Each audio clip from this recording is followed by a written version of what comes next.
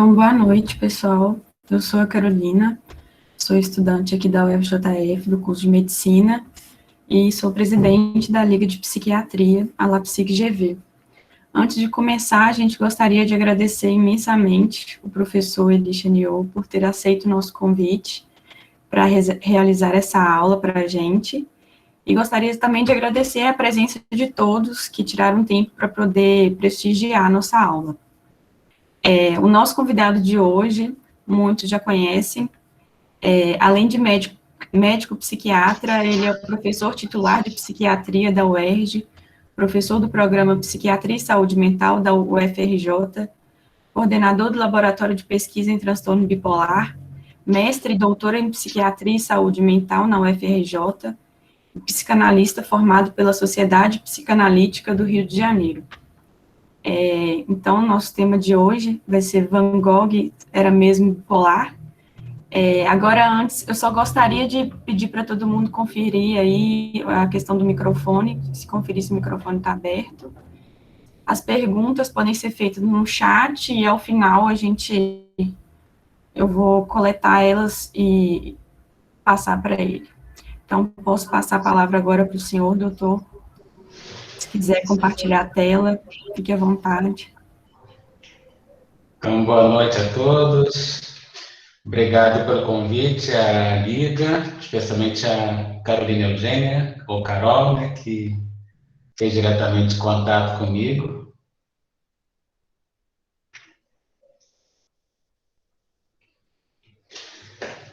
Apareceu aí para vocês, né, o slide? Apareceu sim, professor, está carregando, isso apareceu. Então, vamos falar sobre Vincent van Gogh e discutir o diagnóstico dele, psiquiátrico, se ele tinha transtorno bipolar mesmo ou não. Quer dizer, já vou adiantando que sim, na minha opinião, sim. Então, nos próximos 40, 50 minutos, vou tentar justificar por que eu acho que ele sofreu de transtorno bipolar.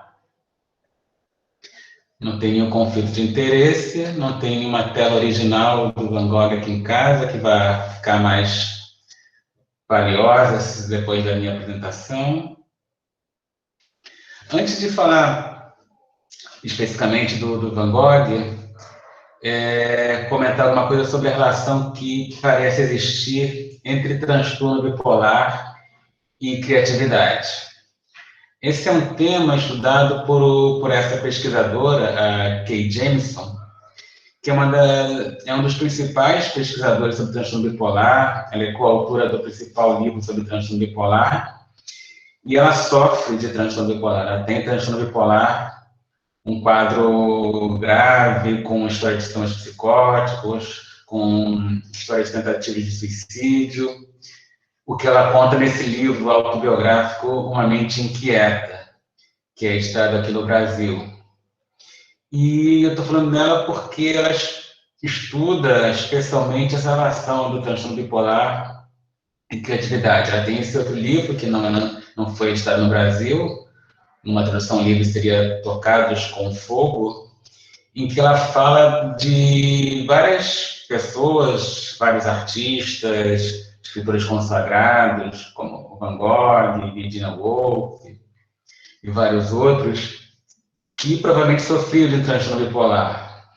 São várias dessas pessoas, e quando estuda as biografias deles, a gente percebe claramente a descrição de episódios de depressão, de episódios de mania, de suicídio.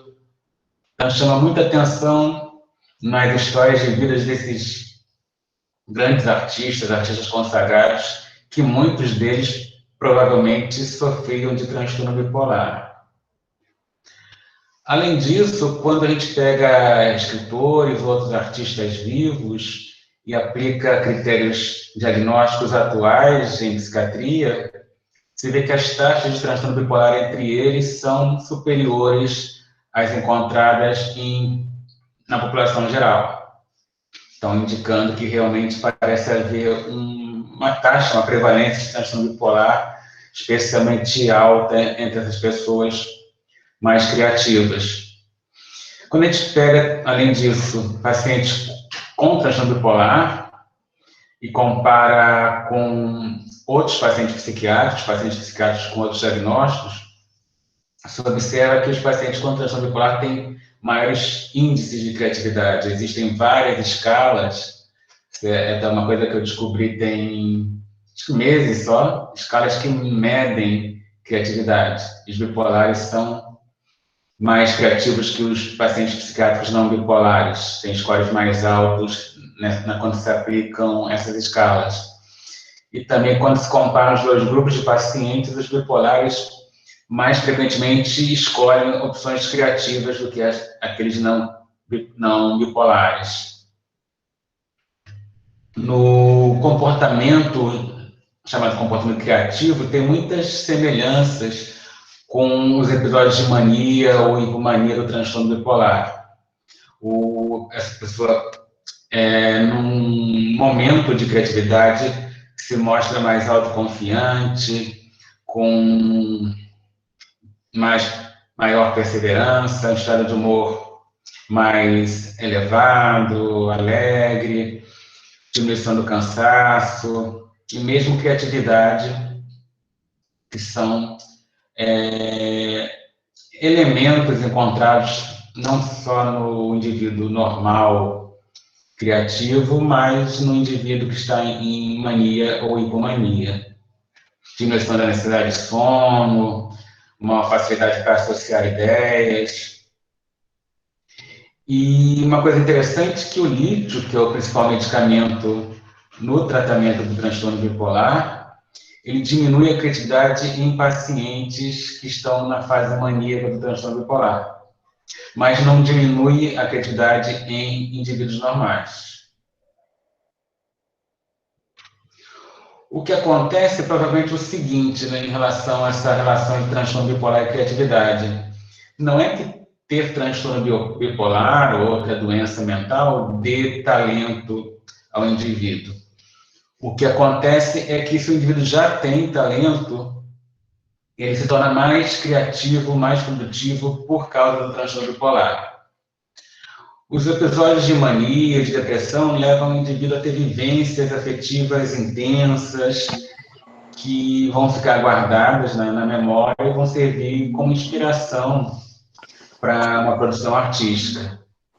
Na depressão, o indivíduo vai ter essas vivências intensas, mas vai se sentir com pouca energia, vai estar com pouca autoconfiança, pouca iniciativa. Nos casos mais graves, não consegue nem sair da cama, muito menos criar uma obra artística. Então, tipicamente na depressão, o mesmo indivíduo talentoso não consegue produzir nada.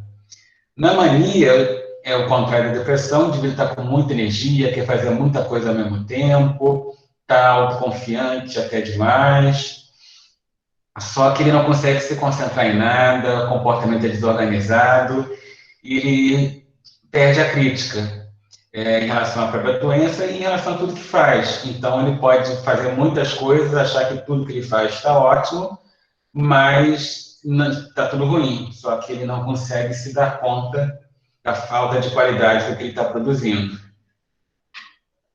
E na hipomania, que é um episódio de mania mais leve, que por definição não cursa com nenhum prejuízo, o indivíduo pode até estar funcionando melhor do que quando ele está normal. Então, está mais autoconfiante, com mais energia, precisa dormir menos, está com humor alegre, está mais criativo e provavelmente o que acontece é a produção do indivíduo que tem talento e tem transtorno bipolar se dê nessa fase de hipomania. Não na fase de depressão, não na fase de mania, mas na fase de hipomania. Começando agora a falar no Van Gogh, Vincent Willem Van Gogh. Ele nasceu no interior da Holanda, nessa cidade aqui, Groot-Zander, em 30 de março de 1853. Uma imagem dele bem jovenzinho, né? E muita gente acredita que ele sofreu de transtorno bipolar, tanto que o aniversário dele, 30 de março, é internacionalmente considerado o Dia Mundial do Transtorno Bipolar. a produção artística do Van Gogh. Ele começou a pintar muito tarde, com 29 anos. Se comparar com outros gênios, por exemplo, Mozart, que em criança já compunha. Começar a pintar aos 29 anos é uma coisa bem tardia. E parou quando morreu aos 37. Então foram 8, 9 anos só de produção. Mas uma produção, além da qualidade extrema, uma quantidade extrema. Entre 890 telas que ele fez. E a maioria nos 2 últimos anos de vida. Como a gente vai ver, justamente no período em que a doença dele ficou mais grave. Fez muitas paisagens, naturezas mortas, muitos retratos, muitos autorretratos, como esse aqui. Ele é classificado como um pintor pós-impressionista. Tipicamente tem essas cores fortes, intensas, as pinceladas grossas, os traços descontínuos, um estilo muito característico e único. Tinha uma predileção especial pela cor amarela, que ele dizia que representava o sol, a vida, Deus. E teve 5 telas, pelo menos, vendidas por mais de 50 milhões de dólares. Essas telas aqui. Com o retrato do cachê, o retrato do carteiro, os lírios, aqui não sei como é que chama, campo de trigo com ciprestes. Então, um escritor consagrado. Não, só postumamente. Porque em vida ele vendeu uma única tela, por 200 a 300 francos, uma coisa assim, foi essa aqui. Por isso ele é frequentemente chamado de gênio incompreendido. Um gênio, sem a menor dúvida, mas que em vida não foi admirado. Na verdade, ele até recebeu algumas críticas positivas, só que ele... E, da mesma forma, os outros pintores pós-impressionistas não vendiam nada. Só que esses outros pintores, né, como Manet, Monet, Toulouse-Lautrec, vários outros, não se mataram, ou pelo menos não morreram jovens, e conseguiram fazer sucesso em vida. Van Gogh morreu muito cedo. Se ele tivesse vivido mais, ele iria, muito provavelmente, ou certamente mesmo, ter o talento reconhecido. Que o estilo do Van Gogh, não só do Van Gogh, mas todos os pós-impressionistas, era muito diferente do que havia, né? As pessoas compravam quadros para botar nas paredes em casa. E ainda não tinha... Era muito diferente, não tinha caído no gosto popular, o novo estilo, com cores, telas mais coloridas. Então, de certa forma, a vida do Van Gogh é muito romantizada e em função disso, se tem essa ideia de gênio incompreendido. Mas, se ele tivesse vivido mais, seria compreendido como é hoje. E também, muitas vezes, chamado de artista torturado, porque teve um incidente da orelha, que foi que ele cortou... Aí é duvidoso, ele cortou só o lóbulo da orelha esquerda ou a orelha inteira. E ainda teria cometido suicídio. Nesse autorretrato, a gente vê que a orelha direita que foi cortada, né? Que com o curativo. Só que ele se pintava diante do espelho. Até ele fez muitos autorretratos, provavelmente porque era caro pagar um modelo para pintar. Então, ele pintava pessoas conhecidas, amigas, pessoas próximas, e muitos autorretratos, com certeza mais de 10. Mas, como se pintava diante do espelho, aí se inverteu o lado, né? Foi, na verdade, a orelha esquerda mesmo que ele cortou. E, como eu falei, só depois de morto que a genialidade dele foi reconhecida. Isso se deve especialmente a Johanna que era esposa do irmão dele, Theo, cunhada, portanto, do Vincent van Gogh, que logo depois da morte do Van Gogh, organizou exposições com os quadros dele. Era o Theo que vendia, tentava vender, né? Só vendeu uma tela, os quadros. Ela vendeu alguns, mas não para ganhar dinheiro, mas para divulgar o trabalho do Van Gogh. Organizou exposições, como eu falei, e também reuniu as cartas entre os dois irmãos, o Vincent e o Theo, e publicou como livro. Era uma coisa muito comum na época, especialmente na família do Van Gogh, trocar cartas. Não tinha WhatsApp, não tinha nem e-mail, o telefone se tinha, era uma coisa muito recente. Mas na família do Van Gogh era uma coisa especialmente comum trocar cartas, e entre não só com o Theo, mas o Vincent escrevia para o resto da família, mas especialmente para o Theo.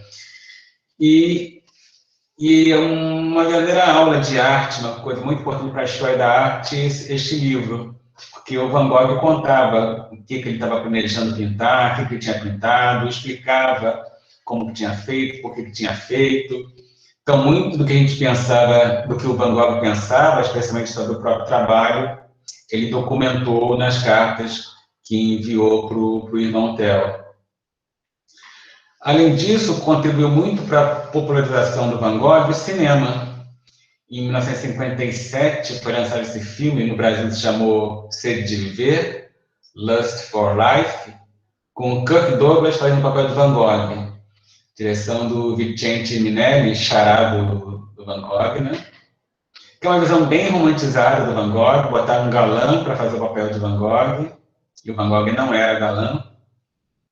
Mas cinema é uma coisa que populariza muito qualquer um, né? Pelo menos no século passado demais. Né? Mesmo artistas consagrados em outras áreas quiseram fazer cinema. Né? Os Beatles fizeram cinema, Elvis Presley fez cinema, no Brasil Roberto Carlos fez cinema. E também contribuiu muito para a popularização do Van Gogh a construção do museu com a obra dele em Amsterdã, em 1973, que foi uma ideia do sobrinho dele, filho do Theo e da Johanna, que era afilhado do Vincent e xará do Vincent, também se chamava Vincent. Entrando agora na psiquiatria, o caso clínico do Van Gogh. Antes de adoecer, ele já não era muito normal, já na infância mesmo. Os adjetivos sobre ele, quando ele era um garotinho, são impressionantes: teimoso, desobediente, genioso, difícil de lidar, esquisito, impertinente, do contra. Era uma criança bem complicada. E quando a personalidade dele se cristalizou, se moldou, ele tinha claramente um temperamento irritável, que na concepção do Akishko, que foi um grande pesquisador na área de transtorno bipolar, recentemente falecido, esse temperamento irritável seria uma forma subclínica de transtorno bipolar.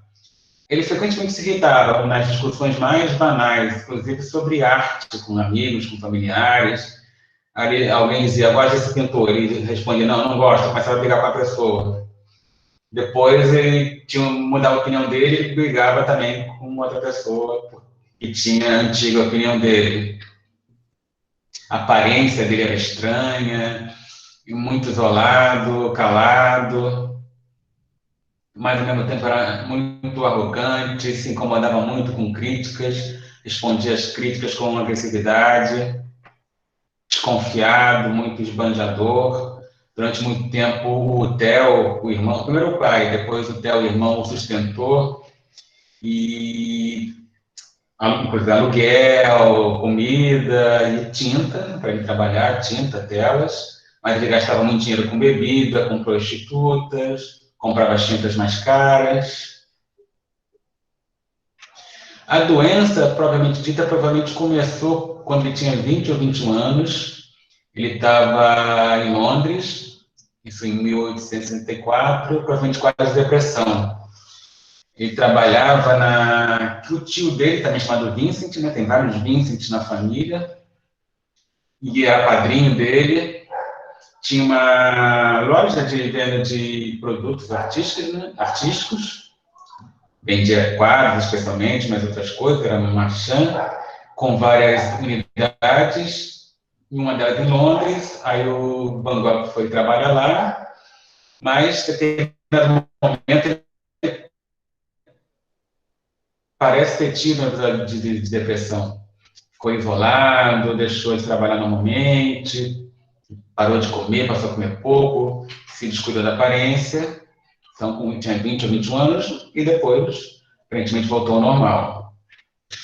Aí, uns 3, 4 anos depois, ele já está com 24 anos, 1877, aí ele está agora de volta à Holanda, agora em Amsterdã, e tem outro com a depressão, mas agora provavelmente com sintomas psicóticos. Vários sintomas de depressão, como ideias de culpa, remorso, se alimentando pouco e pensamentos de suicídio, umas coisas bem estranhas de autopunição, pegava um bastão, ficava batendo nas próprias costas, resolvia, não dormia, se fumava demais, tomava café demais, e outra coisa bem estranha, passava a noite em pleno inverno europeu na rua, sem cobertor, deitado no chão, e nas cartas se vê que o discurso dele começa a ficar incoerente com as ideias que a família considera absurdas, provavelmente ideias delirantes. Mas melhora, sai da crise, não faz nenhum tipo de tratamento. Aí ele queria ser religioso, queria ser um pastor, como o pai era. Mas não conseguia, ele tinha que estudar para isso, fazer uma formação, não se dedicou a isso. Acabou entrando na igreja numa função inferior de pastor, né, como evangelista. Aí ele é mandado para o interior da Bélgica, uma região lá em Borinage, que tinha uma mina de carvão, e ia lá para dar assistência religiosa, espiritual aos mineiros, né? E quando ele está lá, tem um acidente grave, tem uma explosão na mina, morre muita gente, alguns ficam feridos. Aí ele vai lá prestar assistência, mas de uma maneira extremamente exagerada. Até se fala nesse episódio como uma loucura religiosa. Ele começa a ajudar demais esses feridos, e demais, tanto que incomoda, fica cuidando deles, dos ferimentos. Aí resolve doar tudo que tem, literalmente, inclusive as próprias roupas, sapatos, todo o dinheiro que ele recebia, e não era muito, doou para os mineiros, parou de comer, se alimentava apenas de pão seco, emagreceu extremamente, deixou de cuidar da higiene, aí voltou com aquela história de dormir no chão, sem cobertor, ficar sem agasalho no inverno europeu, andava descalço, usava roupas feitas de saco, porque os mineiros se vestiam assim, então ele tinha que ficar igual aos mineiros, mas era tudo assim, parecia estranho para os mineiros, para as crianças que zombavam dele, faziam bullying com ele.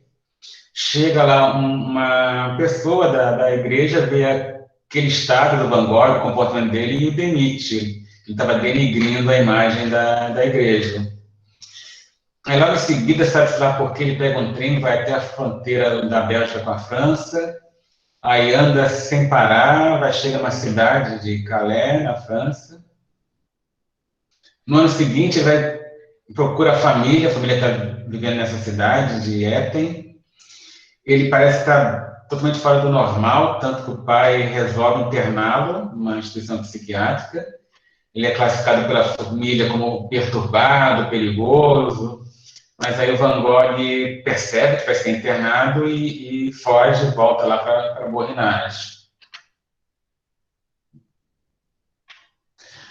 Melhora, e depois, quando tem 31 anos, em 1884, ele está numa outra cidade na Holanda, ele parece ter um outro episódio de depressão. Fica sem dormir, come pouco, emagrece muito de novo, se sente fraco, triste, angustiado, relata numa carta. Em muitos dias fico quase paralisado. também fica irritado, se sente infeliz. Mas depois, no ano seguinte, ele já tem 31, 32 anos, ele parece ter um episódio de mania novamente. Ele quer se identificar, quer ser igual aos camponeses, ele tinha sempre nessa fase da vida, uma ideação, vamos chamar de socialista, né? Uma preocupação com as pessoas humildes, no caso com os camponeses. Aí ele quer se sacrificar para os camponeses, ser igual aos camponeses. Aí passa a comer pouco, igual aos camponeses, só pão preto, para ele comer carne, bolo, seriam comidas de luxo. E emagrece de novo, extremamente, de chamar a atenção das pessoas. E chegamos aos 2 últimos anos de vida dele, aí a doença se agrava muito. E como eu já falei, é justamente nesse período de agravamento da doença, nos últimos 2 anos de vida, em que ele faz metade da obra dele. Foram mais de 800 telas em 8, 9 anos, em 2 anos foram mais de 400. O Van Gogh, aí já tinha decidido ser pintor, demorou, né, como eu falei, começou tarde, e ele decide ir para o sul da França, em Arles, em 1888, e se hospeda na famosa Casa Amarela, que ele pintou. Tinha o irmão Theo, que sustentava, pagava o aluguel, além das telas, da comida. Ele tinha um quarto para dormir e tinha o ateliê, ambos na Casa Amarela. A Casa Amarela foi pintada por ele, mas não existe mais, foi destruída durante a Segunda Guerra Mundial. Aí ele tinha um sonho de chamar vários outros pintores, criar uma colônia de pintores para todos pintarem juntos, e acabou que só o Gauguin foi para lá. Gauguin foi convencido pelo Theo Van Gogh, e financiado pelo Theo também. O Theo vendia as telas do Gauguin e conseguia vender algumas. O irmão não conseguia vender nada, acabou se vendendo uma. E durante algum tempo ficaram os dois juntos, alguns meses. O Van Gogh com o Gauguin vivendo juntos na Casa Amarela. E naquela época, o Van Gogh parece estar em hipomania. Tem 34, 35 anos, né? 1888. Os relatos que o Van Gogh faz nas cartas sobre o seu estado indicam isso, que ele está um pouquinho para cima demais. Mas Van Gogh fala em felicidade, nem um pouco cansaço, que é uma coisa típica da mania ou da hipomania, se sentir com muita energia, não se cansar, não dormir, mesmo assim, estar muito ativo, não ficar cansado. Outro relato do Van Gogh: as ideias para o trabalho me vêm em abundância. Parece estar com muita energia, ele se sente como uma locomotiva de pintar, ou sentindo-se muitíssimo bem. Quando o paciente contrajuntural diz que está bem, a gente acha bom, mas quando o paciente diz que está ótimo, muito bem, a gente desconfia que ele pode estar entrando em mania. Também ele se diz carregado de eletricidade. Os pacientes hoje em dia dizem assim: eu estou elétrico na fase de mania ou hipomania, é como se eu tivesse ligado na tomada 220. Em Minas eu não sei como é que é no estado todo, mas aqui no Rio de Janeiro a voltagem padrão é 110.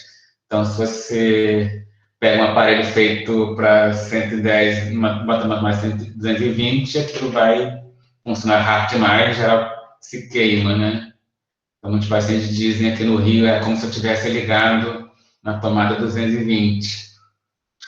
E o Gauguin fica impressionado com a rapidez com que o Van Gogh pinta, mal impressionado, porque o Gauguin, ele refletia muito, pensava muito antes de começar a pintar, planejava, ele achava que o Van Gogh fazia tudo errado, que não tinha que ser como ele. E essa tela é do Gauguin, e ele pintou o Van Gogh pintando os girassóis, né? Foi justamente uma tela que o Van Gogh pintou para dar de presente ao Gauguin, que ia chegar lá na Casa Amarela. E aí são 8 ou 9 versões diferentes dos girassóis. Aí, aquele momento chave, né? Estamos ainda em 1888, ainda em Arles, Van Gogh com Gauguin na Casa Amarela, que já tem 35 anos. Aí parece apresentar um episódio de mania, não hipomania, mas mania mesmo, mania grave, com irritabilidade, mania disfórica e com sintomas psicóticos. Embora o Van Gogh e o Gauguin fossem beber juntos, iam prostíbulo juntos, pintavam juntos, mas também brigavam muito o tempo todo um com o outro. Chegou um momento lá que o Gauguin não aguentou mais e falou: eu vou embora, não vou ficar mais aqui com esse maluco, não aguento mais. Falou isso para o Van Gogh não gostou, apesar de brigar muito com o outro, ele não queria que o outro fosse embora. Aí tem um momento que o Gauguin está sozinho numa praça, lá perto da Casa Amarela, e o Van Gogh aparece com uma navalha na mão, uma navalha aberta.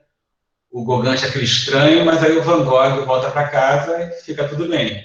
Fica tudo bem no primeiro momento, porque depois o Gauguin encontrado...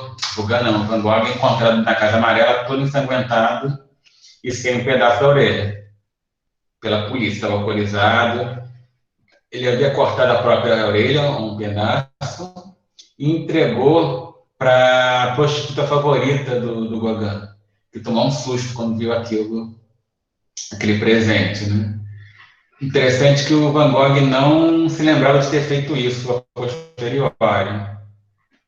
O Van Gogh é internado no Hospital de Arles, que é um hospital geral, não é um hospital psiquiátrico, chega muito agitado, quer se deitar com os outros pacientes, uma freira tenta cuidar dele e ele expulsa a freira, muito irritado, não come, não dorme, fica gritando, tem alucinações auditivas visuais, delírio de perseguição, e ele é colocado num quarto isolado e amarrado no leito porque estava agitado demais. Outro autorretrato do Van Gogh, também com a orelha cortada. Lá no Hospital de Arles, ele é atendido pelo Dr. Rey, que não era alienista. Alienista era o que se chama de psiquiatra hoje em dia, né? O médico que cuidava dos alienados mentais. Mas o Dr. Rey não era alienista. Ele era um clínico geral ou outra coisa assim. Que achou que o Van Gogh tinha alguma coisa de epilepsia e achou que tinha a ver com álcool, descreveu superexcitação. O Dr. Orpar era o médico-chefe do hospital e também não era alienista e fez o diagnóstico de mania aguda com um delírio generalizado. Provavelmente, o que ele chamou de mania era o que a gente chama de mania ainda hoje, porque esse termo já tinha sido usado anos antes pelo Fauret, na própria França. Fauret descreveu a loucura circular, que era uma doença em que o mesmo indivíduo, em momentos diferentes, apresentava episódios de mania, de depressão. E o termo delírio também já tinha sido usado e associado à mania, em alguns casos, por Bell, anos antes do adoecimento do Van Gogh. A crise do Van Gogh foi na véspera de Natal, né? 24 de dezembro de 1888, mas ele melhora muito rápido. Em 7 de janeiro, no ano seguinte, ele já recebe alta, considerado curado.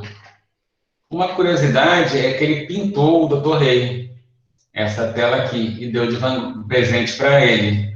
A ele, o Dr. Rey, deu de presente para a própria mãe.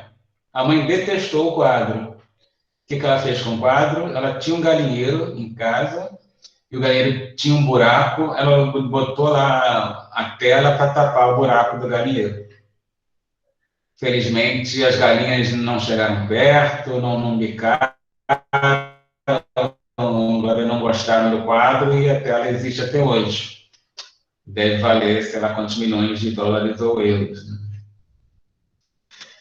Ainda em 1879, ainda no início do ano, janeiro e fevereiro, o Van Gogh volta, ele tinha sido considerado curado, mas volta a ter sintomas psicóticos. Tem alucinações auditivas, delírio de perseguição, para de comer, alucinações visuais também, aí tem um comportamento estranho na rua, falando coisas desconexas, seguindo pessoas estranhas, e acaba sendo reinternado lá no Hospital de Arles, mas, de novo, tem melhora em pouco tempo e recebe alta.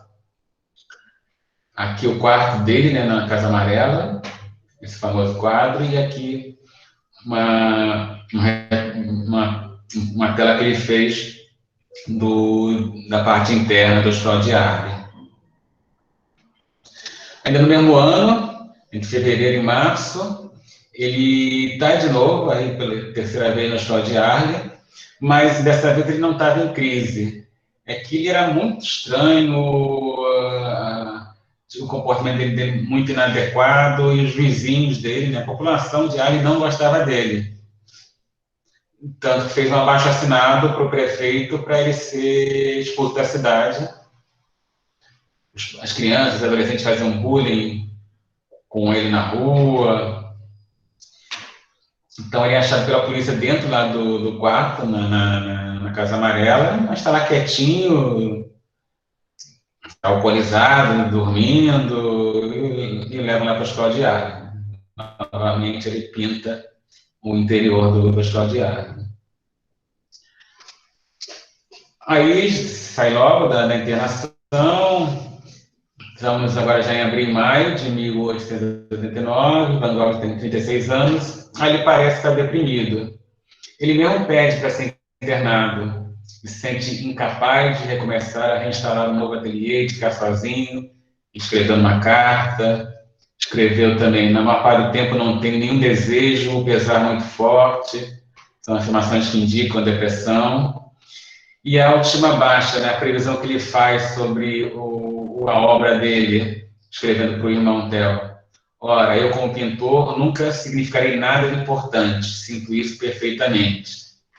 Várias queixas depressivas nas cartas, angústia, sentimento de vazio, cansaço, melancolia, remorsos atrozes, e pensa em suicídio novamente. Julho e agosto de 1889, aí ele estava querendo ser internado mesmo e acaba indo para esse asilo de São Paulo, que não era hospital psiquiátrico, era mais uma instância de repouso, uma casa de repouso. Fica em Saint-Rémy, na França também. Lá ele tem 2 celas, uma para ele dormir, um quarto e um ateliê.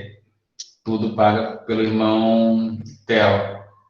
Em determinado momento ele parece, talvez está em hipomania, porque ele relata numa carta que está com 12 telas em andamento ao mesmo tempo. Nesse asilo ele é visto pelo Dr. Peyron, que também não era alienista, nenhum alienista examinou Van Gogh. O Dr. Peyron manteve o diagnóstico de mania, mas falou que ele poderia ter também uma epilepsia, mas uma epilepsia sem crises convulsivas. Ele é submetido à hidroterapia, né, uns banhos lá, que obviamente não tinham efeito nenhum. O Van Gogh até meio que debochava daquele tratamento que ele recebia. Aí, em determinado momento, ele recebe uma licença para ir a Arley pegar telas que ele tinha deixado lá, isso em julho de 1889.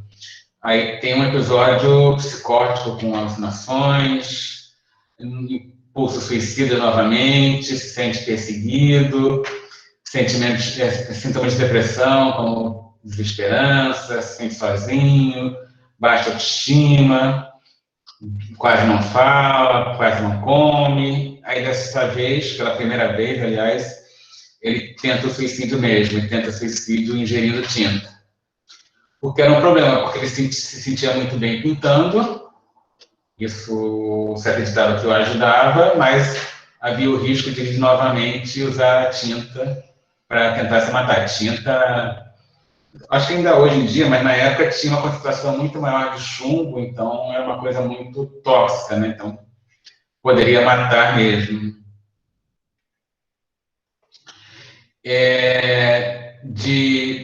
Final de 1889 até abril de 1890, ele tem provavelmente 3 episódios de depressão.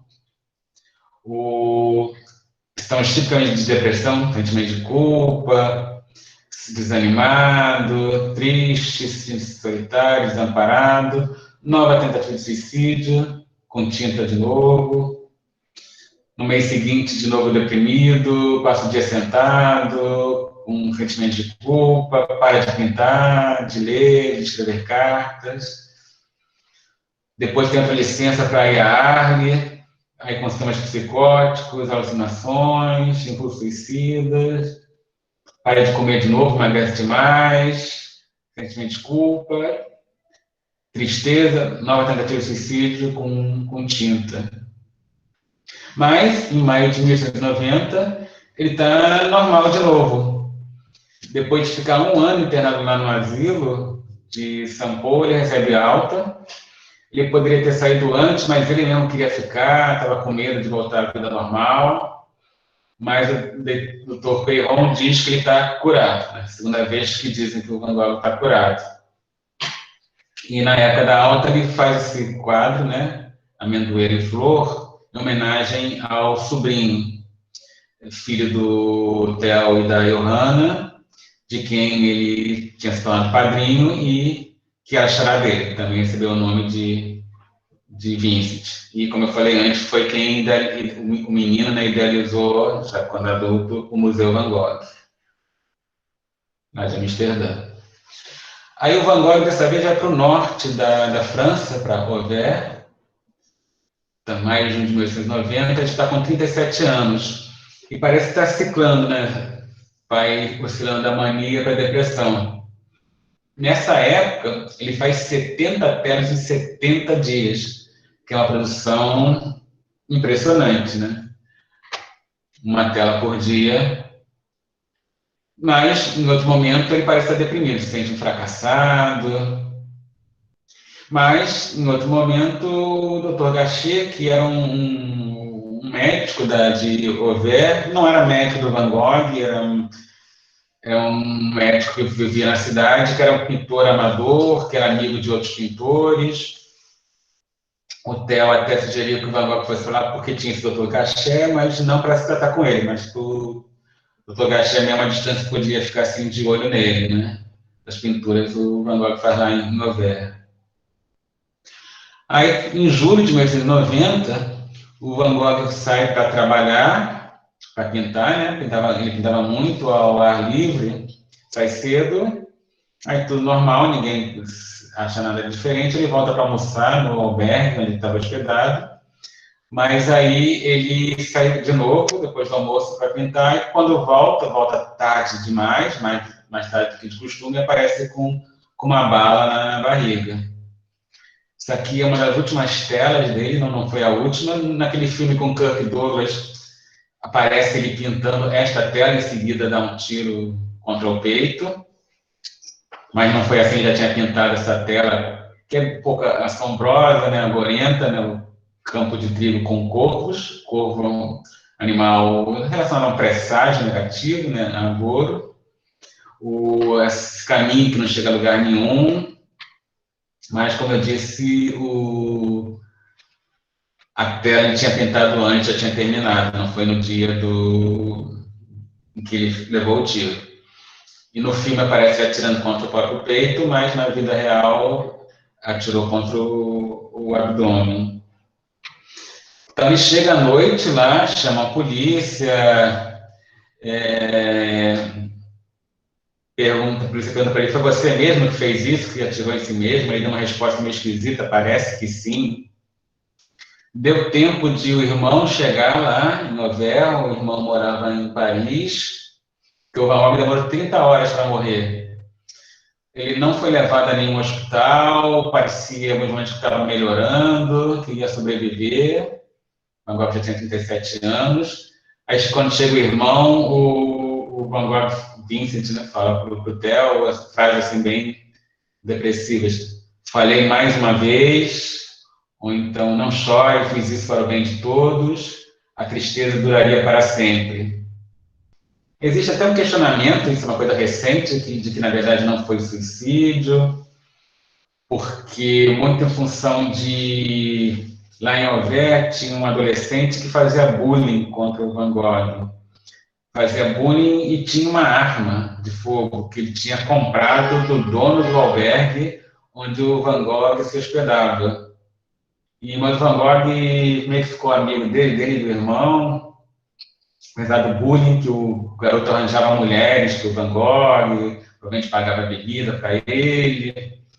E depois, quando sai o filme, né, com Kirk Douglas, esse adolescente, já um adulto, até idoso, vê o filme e acha estranho. Pô, eu conheci o Van Gogh, ele não era um galã, ele procura um jornalista e conta a história, diz que fazia o bullying contra o Van Gogh, mas diz que o Van Gogh roubou a arma dele e se matou com aquela arma. Mas essa é a versão do, então, garoto, né? Então, existe o questionamento se realmente foi isso, ele roubou a arma, ou se não foi um acidente, porque muita gente questiona que, tipicamente, em suicídio, a pessoa atira contra o peito ou contra a própria cabeça. No abdômen não é comum. Também não havia marca de pólvora no abdômen do Van Gogh, né, indicando que não foi um tiro a queima-roupa, que seria mais típico de suicídio. E também o Van Gogh não deixou nenhuma carta ou bilhete suicida, parecia estar bem naquele dia, ninguém suspeitou de nada, que ele iria se matar. Fica essa dúvida. A história familiar, né? Na família do Van Gogh, muitos casos de doença mental. Uma irmã dele morreu aos 79 anos, depois de ficar mais de 40 anos internada, tinha tentado suicídio várias vezes. Um irmão mais novo do Van Gogh realmente cometeu suicídio aos 32 anos de idade. O tio dele também, Vincent, tinha provavelmente casos de episódios de depressão, que parava de trabalhar. Esse era um tio paterno. Já um tio materno cometeu suicídio. O Theo, irmão do Van Gogh, num período que os dois ficaram juntos lá em Paris, aparentemente ficou deprimido durante um período de não conseguir se mexer, ficar muito prostrado. E logo depois da morte do Vincent Van Gogh, o Theo claramente enlouqueceu, começou a ficar agressivo contra a esposa, contra o filho, foi internado, tinha períodos que ficava paralisado, e outros períodos que ficava muito agitado, períodos que ficava apático, letárgico, outros períodos que ficava muito alegre, ruidoso. Foi publicado esse artigo para um português, Correio, em 2014, sobre o caso do Van Gogh, e aqui ele lista hipóteses diagnósticas que foram formuladas para o caso do Van Gogh, nesse quadro, e neste aqui, uma lista de sintomas psiquiátricos e não psiquiátricos que o Van Gogh apresentou. Uma coisa interessante é que, em 2007, o diretor de então do asilo de São Paulo, onde o Van Gogh ficou internado, fazia discussões clínicas, sessões clínicas, lá mesmo no hospital, com psiquiatras, psicanalistas. Aí, as duas hipóteses mais discutidas lá para o diagnóstico do Van Gogh era psicose manico-depressiva, que não é exatamente a mesma coisa, mas é quase a mesma coisa que o transtorno bipolar, e outra hipótese, epilepsia do lobo temporal. Aí, falar muito rapidamente das hipóteses de diagnóstico. Karl Jaspers, que é o pai da psicopatologia fenomenológica, achava que o Van Gogh tinha esquizofrenia. Foi formulado a hipótese de porfiria intermitente aguda. Epilepsia foi um quadro muito defendido, uma hipótese muito defendida, especialmente pelo fato de o Van Gogh ter apresentado amnésia em relação ao episódio em que cortou a própria orelha. Poderia ser uma crise epilética do lobo temporal, em que a pessoa não tem aquelas crises tônico-clônicas, né? Não cai no chão, não perde a consciência, mas fica no estado de estreitamento da consciência, com comportamentos automáticos, e pode ter sintomas psicóticos durante a crise, e a posteriori fica tipicamente com uma amnésia lacunar. Neurosífilis foi outra hipótese, mas o Van Gogh adoeceu muito, ele realmente teve sífilis, mas entre a infecção e o acometimento do sistema nervoso central são mais de 10 anos, em média, e o Van Gogh já tinha adoecido muito antes de contrair sífilis. Outras hipóteses menos votadas. Alcoolismo, uma hipótese bem forte. Realmente o Van Gogh bebia muito, bebia o tempo todo, especialmente absinto, que é uma bebida com um teor alcoólico altíssimo. E a Kay Jameson e o marido publicaram no British Medical Journal, em 1992, uma carta em que defendem o diagnóstico de doença depressiva, transtorno bipolar, simplificando, pelo aumento de grande produtividade de Van Gogh, indicando mania, variações do sono, da energia, irritabilidade, pode ter sintomas psicóticos no transtorno bipolar, não obrigatoriamente, e a história familiar do Van Gogh, em muitos casos de depressão, de suicídio, e a própria relação com criatividade, né? A Kay Jameson e o White, o marido dela, admitiram que ele poderia sofrer também de epilepsia, mas a que eles defenderam mais foi o diagnóstico de psicose depressiva. E uma curiosidade, o nome de um restaurante nas Filipinas, que se chama Van Gogh is Bipolar, que aqui tem as regras de funcionamento da casa. E agora, para terminar, pensando na possibilidade, se o Van Gogh tivesse tomado o lítio, ele não poderia ter tomado, porque o lítio só começou a ser usado em psiquiatria a partir de 1959, o Van Gogh já tinha morrido. E, como a gente viu, o lítio pode diminuir a criatividade em pacientes durante a mania bipolar, nos episódios de mania do transtorno bipolar. Por outro lado, tem estudos que mostram que o lítio diminui o risco de suicídio, especialmente no transtorno bipolar ou pacientes com transtorno do humor. Então, se o Van Gogh tivesse tomado lítio, talvez ficasse menos criativo, não teria pintado maravilhas como Noite Estrelada, isso não é nada, mas teria vivido mais. Então, para a humanidade, com certeza foi bom ele não tomar lítio, porque ele deixou um monte de preciosidades artísticas para nós. Mas também, não sei se ele gostaria de ter vivido menos intensamente e sem produzir as coisas maravilhosas que ele produziu. Então, termino mostrando uma das minhas teorias favoritas dele, né, os girassóis. Deixo aqui meu contato, meu e-mail, o endereço do meu site. Se sobrar um tempinho, se não estiverem cansados demais, a gente pode ainda conversar um pouquinho. Obrigado. Professor, ótima apresentação, gostei muito. Acho que essa ótica da sua aula de ter um personagem, né, no caso Van Gogh, que é uma pessoa conhecida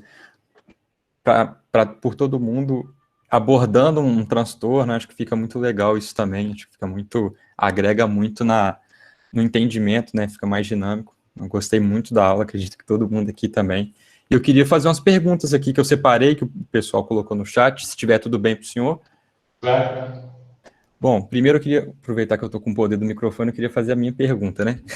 Eu queria saber se existe alguma relação entre os episódios dele de mania, o estado emocional dele e a quantidade de obras, né? O senhor comentou que quando ele foi para a Casa Amarela, foi o período, acho que 2 anos que ele ficou lá, que ele fez mais obras e tudo mais.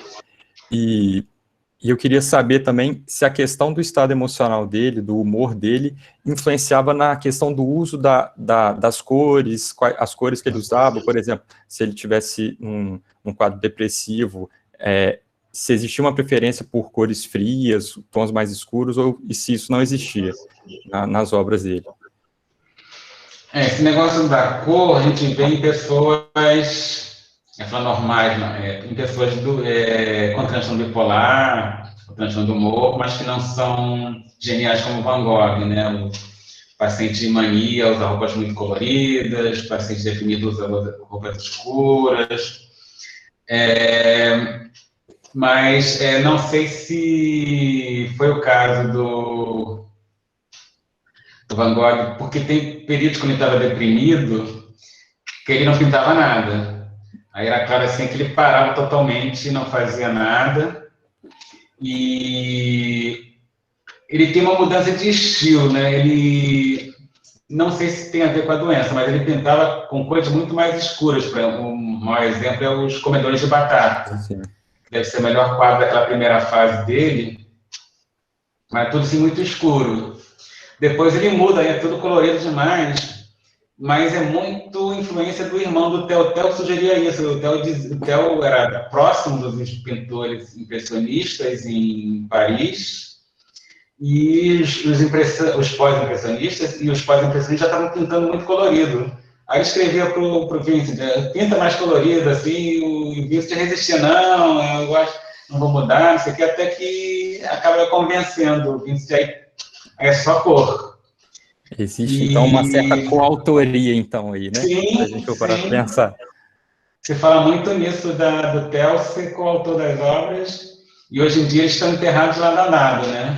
Uhum. Não no primeiro momento. O Theo morreu, acho que 2 anos depois do Vincent, doidão lá internado, com sífilis, ou sei lá, mas talvez até com episódio de transtorno bipolar também, mas com um grande sentimento de culpa, né, em relação ao irmão, morre depois, aí é enterrado em outro lugar, mas depois a viúva remove os restos mortais dele para ficar lá do lado dos restos mortais do Vincent, e hoje em dia assim, a gente vê as lápides lado a lado, né, dos dois irmãos.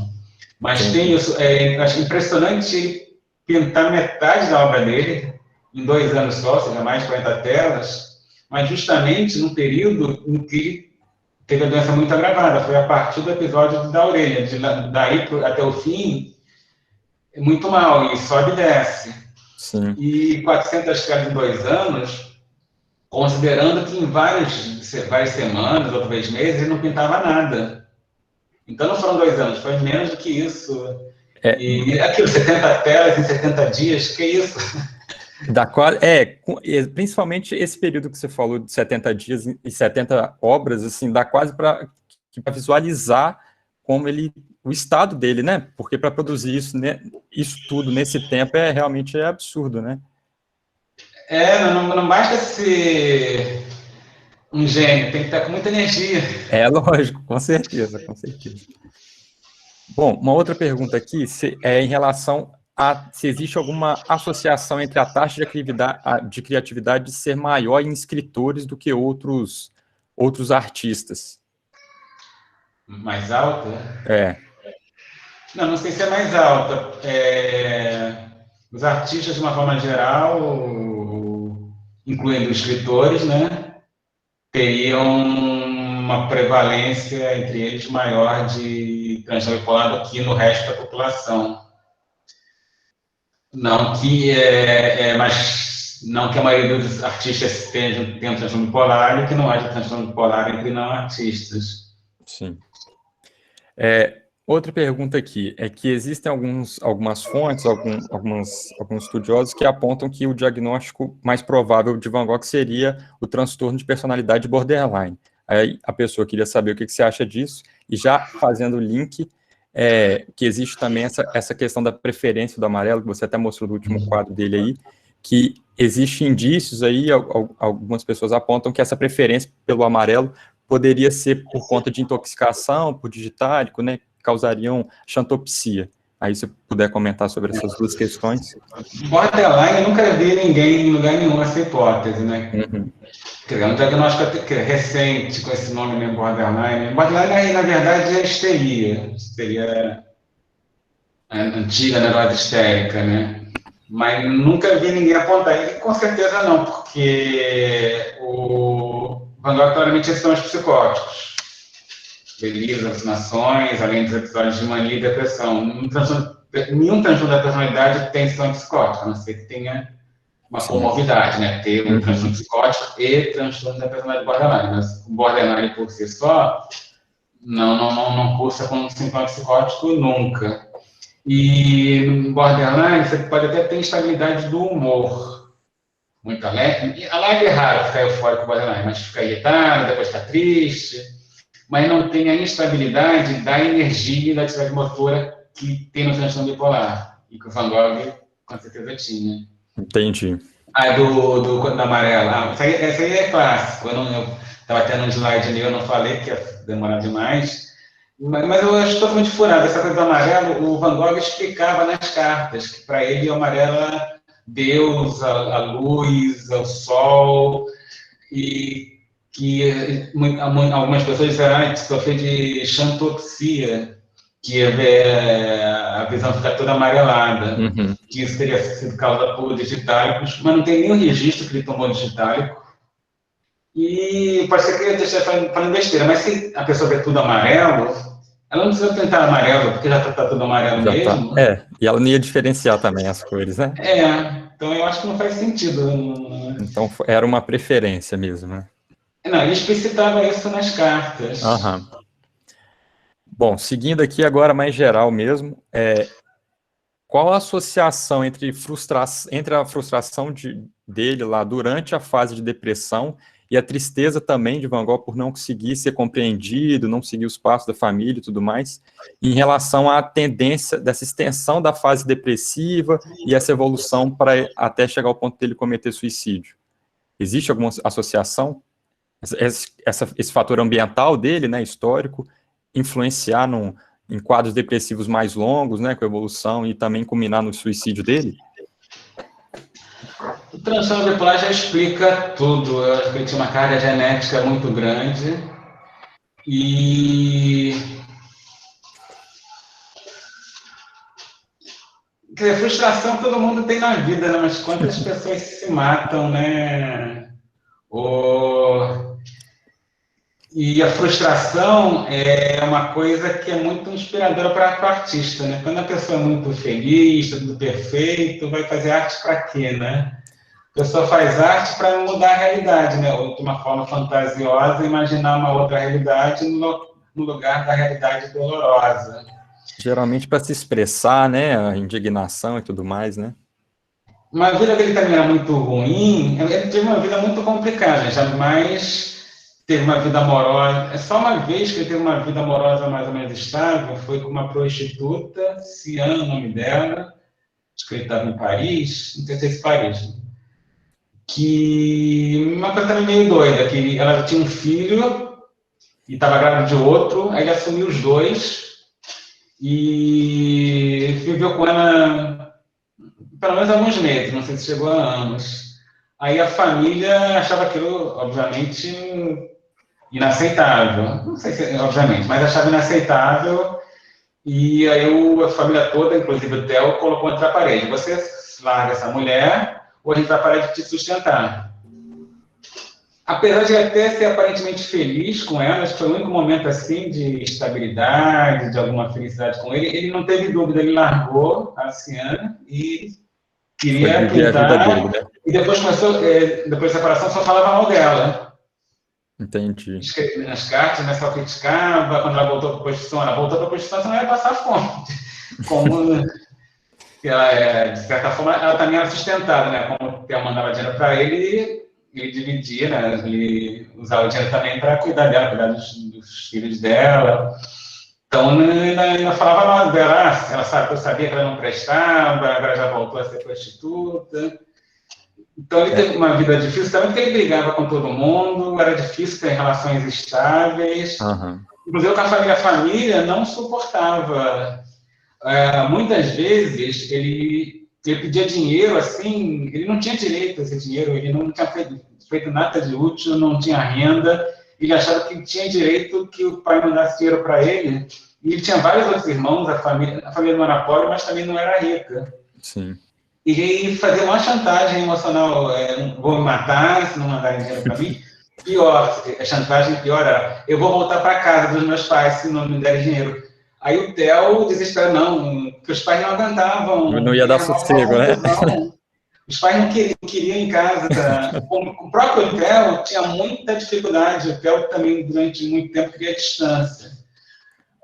Tem essa coisa romantizada. E é verdade, da parceria dos dois. Uhum. Mas durante muito tempo, o Theo queria distância também deles. Eles só se deram bem quando o Van Gogh, o Vincent, né, foi lá para Paris, onde morava o Theo, Ele chegou assim, ele vivia dizendo assim, eu vou te visitar, vou ficar com você, e o Theo ficava enrolando.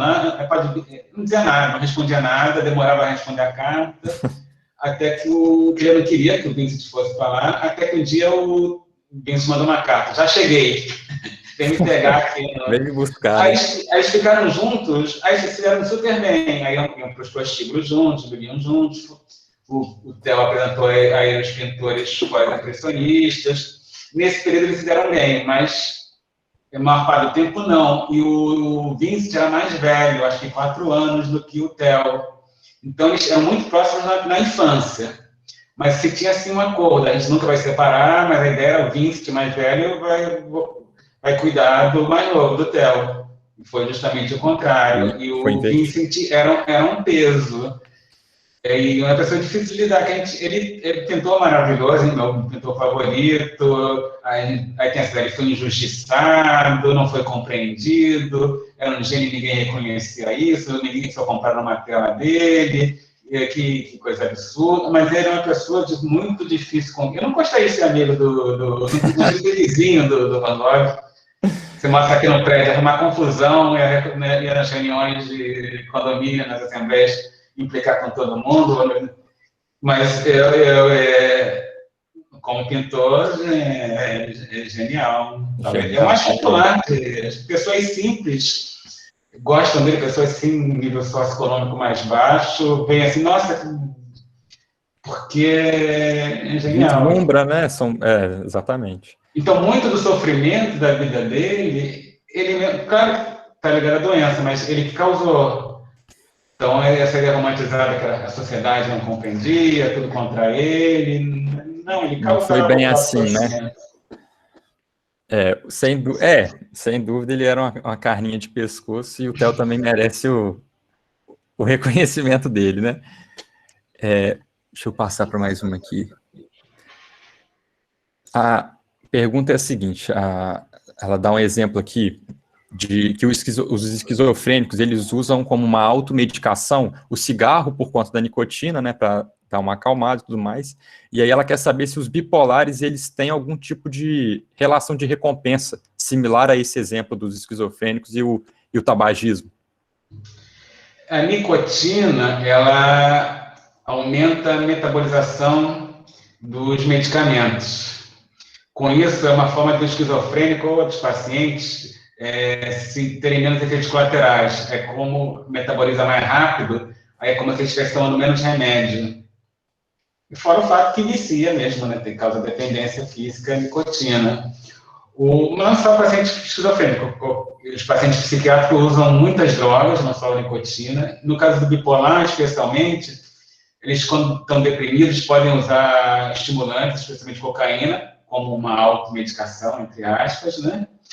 Ou usam álcool para aliviar a angústia, ou na mania usam álcool, que estão totalmente desinibidos, não tem medo dos efeitos colaterais do álcool, não acham que vão passar mal, ou usam cocaína para ficar ainda mais excitados, e pioram da doença, usar droga piora muito. É muito comum, no caso do bipolar, usar substâncias psicoativas lícitas ou ilícitas, o que piora muito a doença. Sim. Teve aqui uma pergunta da Ana também, que ela fez agora há pouco, a questão do fator genético, né, associado à bipolaridade. Você até comentou, se eu não me engano, bem no início, que os familiares também, né, já foi estudado que muitos familiares dele, os pais, tudo mais, tinham transtornos psiquiátricos. Você pode comentar um pouquinho sobre isso, essa relação, a questão do fator genético com o transtorno bipolar? O transtorno bipolar, entre os transtornos mentais, é um dos mais que tem uma carga genética. Você tem um par de genes monozigóticos, né, genes idênticos quanto aos genes. Se um tiver transtorno bipolar, o outro tem 70% a 80% de chance de ter transtorno bipolar também. Na família de bipolares, tem mais bipolares, deprimidos unipolares do que na população geral.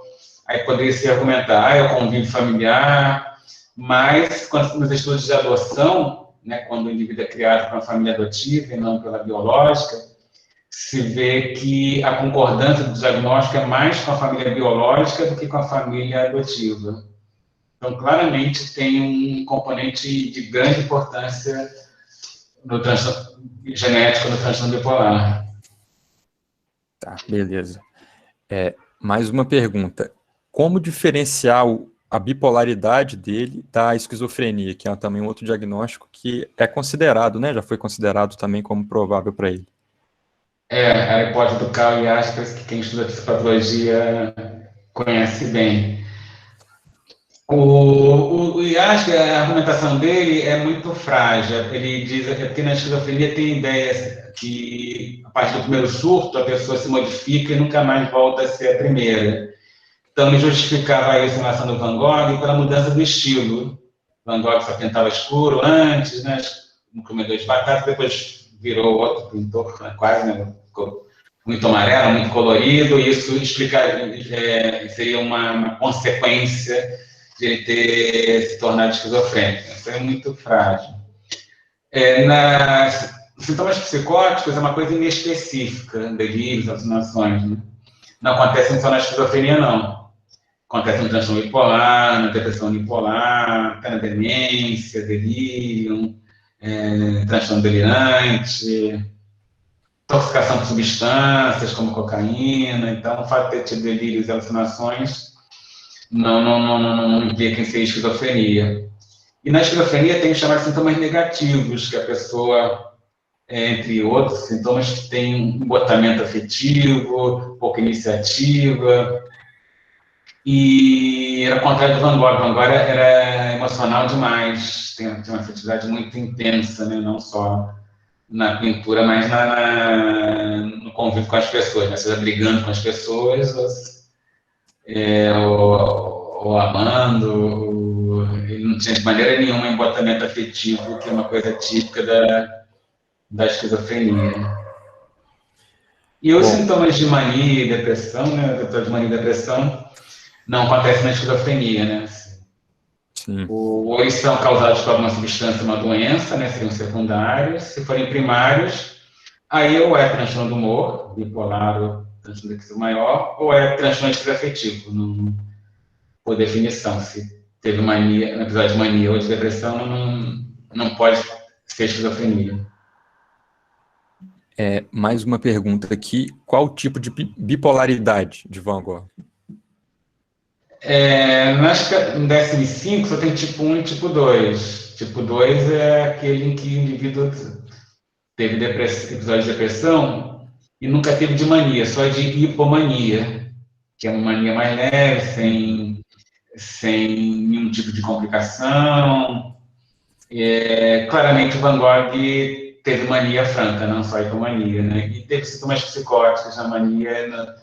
No transtorno bipolar tipo 2 não tem sintoma psicótico. Então, claramente, ele é o tipo 1. Embora essa distinção tipo 1 e tipo 2 seja muito criticável, mas isso aí é outra história. Mas se for para classificar entre tipo 1 e tipo 2, sem a menor dúvida, tipo 1. Tá. Vou fazer a última aqui agora para encerrar. O paciente ele pode ficar a vida toda no estado de hipomania? Um paciente bipolar, no caso?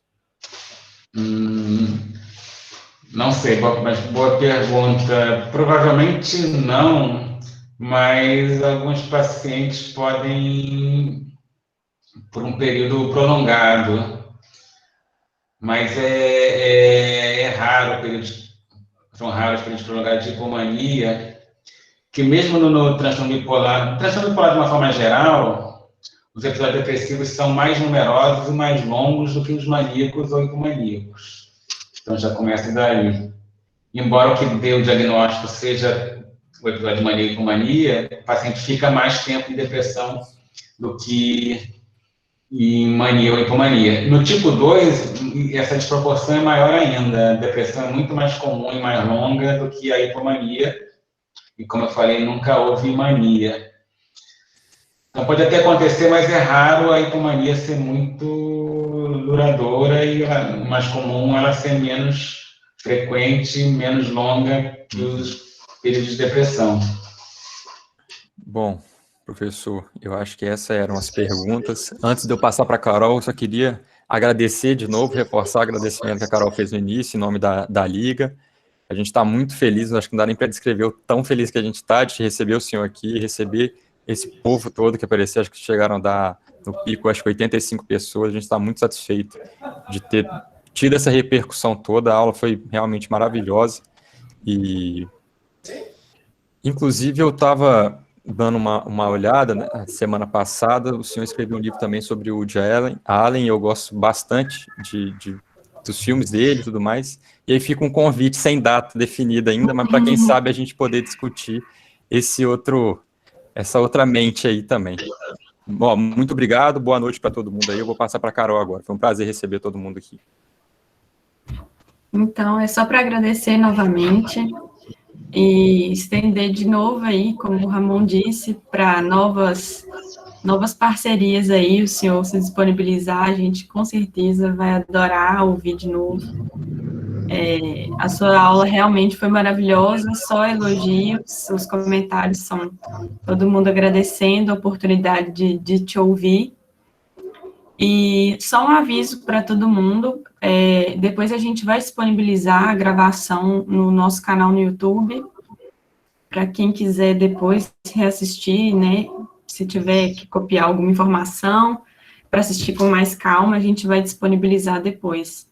E a questão dos certificados também. Isso, eu te mando sim, aí você disponibiliza lá. E em relação aos certificados, a gente pede um pouquinho de paciência, porque a gente, da mesma coisa com outro evento que